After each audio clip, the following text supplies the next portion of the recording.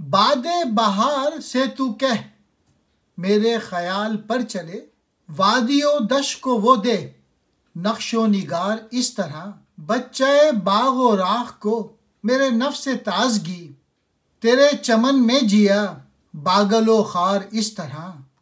ऐ खुदा, बहार की हवा को हुक्म दे कि वो मेरे ख्याल का पता मालूम करे और इस तरह मेरे जहन के नक्श व निगार यानी अफकार व ख्यालात से बाग़े जहां को रौनक बख्श दे। जो भी इस चमनिस्तान जहां और सब्ज़रवार में पैदा हुआ है उसमें नमी और शादाबी मेरी मौजूदगी की वजह से है। ऐ खुदा, मैंने तेरे इस चमन में कांटों और फूलों के साथ ज़िंदगी गुजारी है, दुश्मन और दोस्त सभी के साथ मोहब्बत की है।